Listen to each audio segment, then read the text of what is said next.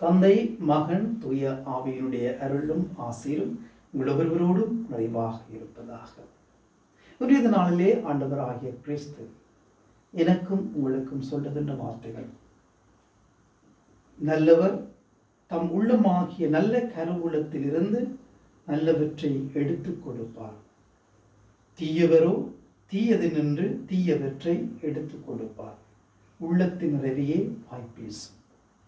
பாருங்கள், ஆண்டவருடைய வார்த்தைகளை நாங்கள் சற்று கேட்டு சிந்தித்து தியானிக்கின்ற பொழுது, நான் நல்லவனா கெட்டவனா, நல்லவளா கெட்டவளா, நல்ல வழியிலே செல்கின்றேனா தீய வழியிலே செல்கின்றேனா, என்னை நான் எந்த வழியில் இட்டு செல்லுகின்றேன், எங்களையே நாங்கள் கேட்டு பார்க்க வேண்டிய கேள்வி. நான் நல்லவனாக வாழ வேண்டும், நல்லவளாக வாழ வேண்டும் என்று சொல்லுகின்ற பொழுது என்னுடைய வாழ்க்கையை இறைவனுக்குரிய வாழ்க்கையாக நான் மாற்ற பிரயாசப்படுகின்றேன். உள்ளத்தின் ஆழத்திலிருந்து நல்லவைகள் வெளிவர வேண்டும்.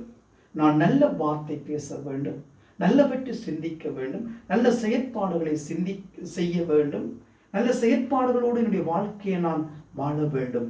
என்னுடைய சிந்தனை, சொல், செயல் அனைத்துமே நல்லவைகளாக, ஆண்டவருக்கு ஏற்றவைகளாக இருக்க வேண்டும். எப்பொழுதெல்லாம் நான் கெட்ட எண்ணத்தோடு வாழ்கின்றேனோ, மற்றவர்களை பற்றி இல்லாதது பொல்லாதது சொல்லுகின்ற எண்ணத்தோடு வாழுகின்றேனோ, மற்றவர்களை மழுங்கடிக்க வேண்டும் என்ற எண்ணத்தோடு நான் வாழுகின்றேனோ, மற்றவருடைய வாழ்க்கையிலே நான் நுழைந்து அவருடைய வாழ்க்கையை நசுக்க நான் எப்பொழுதெல்லாம் சிந்திக்கின்றேனோ, அப்பொழுதெல்லாம் என்னுடைய வாழ்க்கை நசுக்கப்படுகிறது, என்னுடைய வாழ்க்கை தீய வழிக்குள் சென்று கொண்டிருக்கிறது.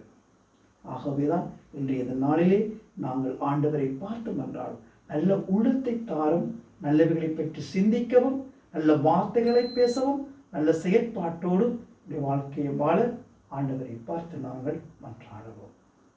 அன்னைமரி மூலமாக நல்ல உள்ளங்களாக உடைய வாழ்க்கையை நாங்கள் வாழுவோம். எல்லாம் வல்ல இறைவன் தந்தை, மகன், தூய ஆவிகள் அனைவரையும் நிறைவாக ஆசீர்வதிப்பாராக.